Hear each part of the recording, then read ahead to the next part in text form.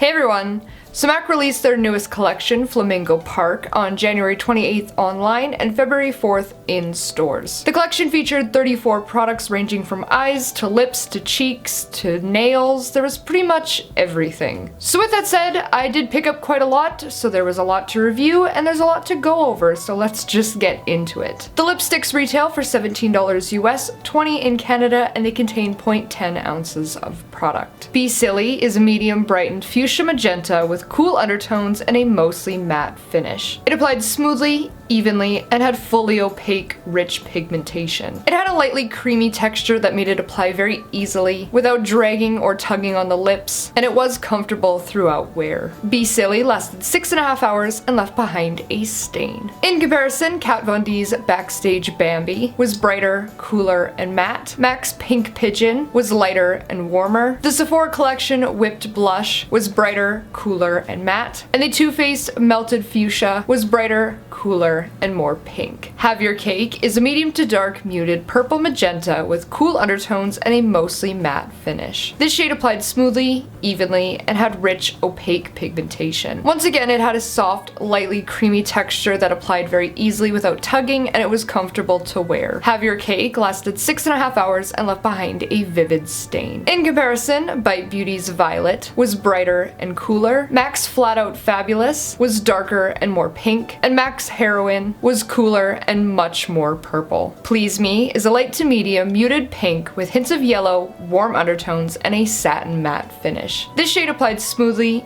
evenly, and had fully opaque color payoff. Like the newer matte formula from MAC, it's definitely one of the more comfortable mattes out there, as it doesn't really cling and it doesn't feel drying. Please Me lasted 5 hours before fading. In comparison, MAC's Pink Plaid was lighter and cooler, MAC's Steady Going was cooler, and the Too Faced Melted Peony was similar but lightly cooler. Saint Germain is a light to medium baby pink with cool undertones and a luminous finish. It applied smoothly, evenly, and mostly opaque. The lighter nature of this shade plus the creamy consistency did cause the color to fall into lip lines over time, but I found that never made it look streaky or uneven on the lips. Saint Germain wore well for 4.5 hours before fading. In comparison, Clinique's Fab Pop was darker and warmer, Kat Von D's Melancholia was darker, more pink and matte, and Kat Von D's Requiem was cooler, more lavender and matte. Silly is a light to medium brightened pink with cool undertones and a mostly matte finish. This shade applied smoothly, evenly, and had nice opaque pigmentation. Due to the slightly lighter nature of this shade, I did find that it gravitated towards lip lines, but it was only really noticeable on a closer inspection or if you're really staring at your lips, and it never caused the color to look uneven. Silly lasted 5 hours, left behind a stain, and was lightly drying. In comparison, Clinique's Sweet Pop was warmer and muted, MAC's Candy Yum Yum was lighter and cooler, and MAC's Pink Pigeon was darker and warmer. The Fashion Flock is a light to medium coral pink with warm undertones and a satin matte finish. Once again, this shade applied smoothly, evenly, and had nice opaque color payoff. It had a creamy consistency, but a thicker texture, which I felt made it drag ever so slightly during application, and it also caused the color to fall into lip lines, kind of throughout wear, but more towards the end of wear. The Fashion Flock wore well for 4.5 hours and was lightly drying. In comparison, ColourPop's Cella was lighter and more pink, MAC's Please Me was cooler and more pink, and Tarte's Coral Blossom was darker, warmer, and more peach. The lip pencils in the collection retailed for $16.50 US, $19.50 in Canada, and contained 0.05 ounces of product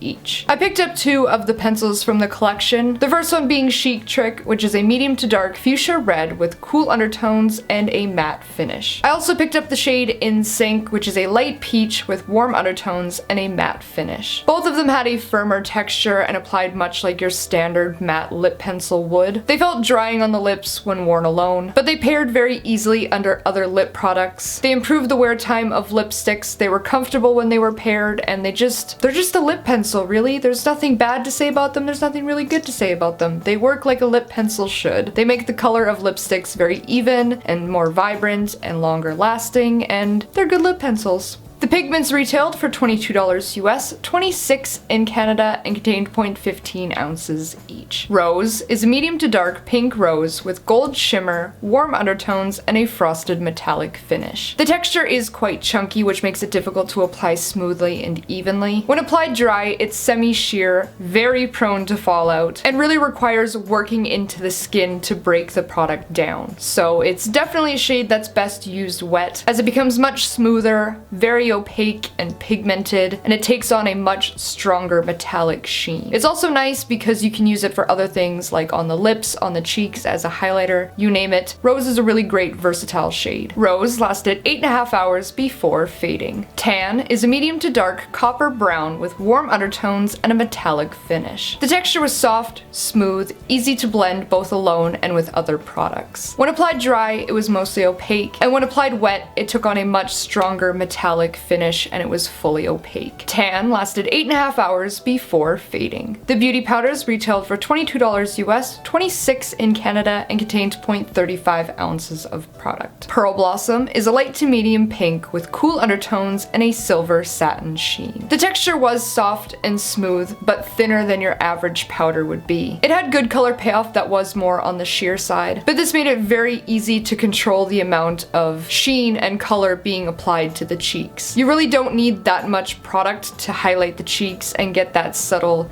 sheen happening. It also never emphasized the look of pores or imperfections. Pearl Blossom wore well for 8.5 hours before fading. Sunny Surprise is a light to medium peach with warm undertones and a satin finish. The texture was again soft and smooth, but this time it was quite dense in the pan. The pigmentation is also more on the sheer side, but it can be built to a degree. Due to the drier, more firm consistency texture, it did apply lightly powdery, but in the sense where it sat on the skin rather than looking chalky or powdery applied. Sunny Surprise lasted 8 hours before fading. And last but not least, there are the blushes, which they released a lot of blushes in this collection. The blushes retail for $22 US, $26 in Canada, and contain 0.21 ounces of product. Let's Be Friends is a medium to dark brightened fuchsia pink with cool undertones and a satin finish. The texture was soft, smooth, and blended out incredibly easily on the skin. It did have bold pigmentation, but it could be easily sheared using a lighter hand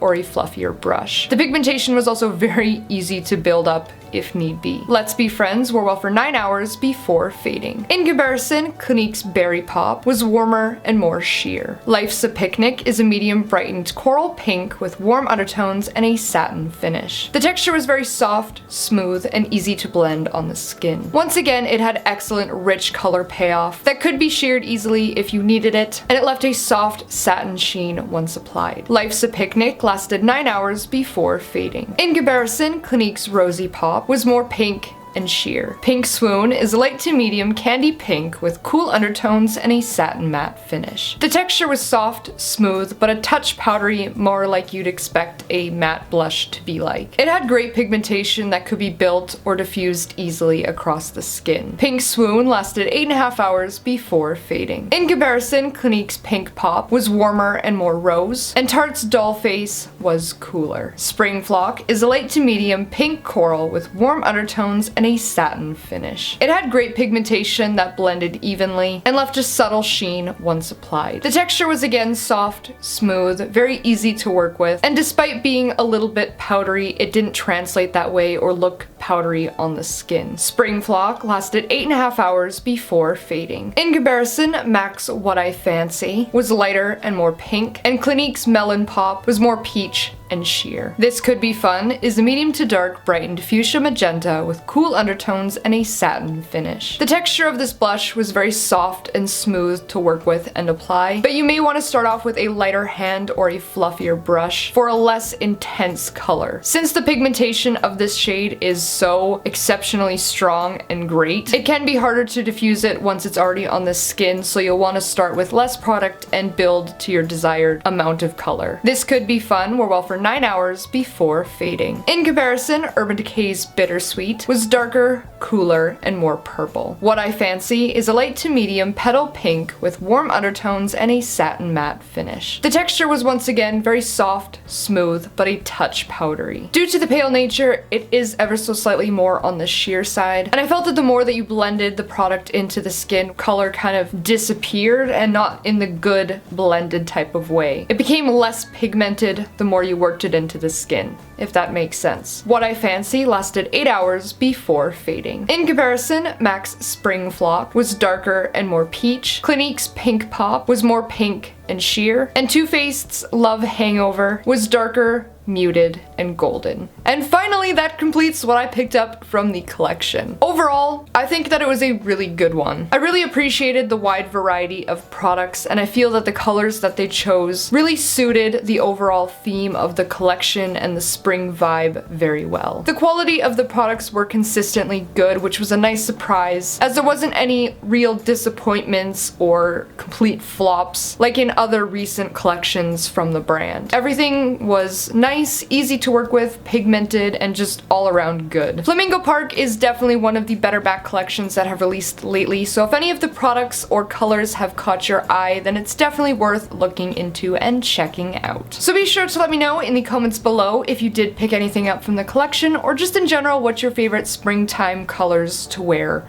are. As always, don't forget to check out my blog for more details, photos, and swatches, as well as like, comment, and subscribe to show your support. If you'd like to give me a follow, I will have all of my social media listed here, as well as down in the description. As I always say, I hope you found this review helpful, and I hope that you're having a fantastic day, and thank you so much for watching.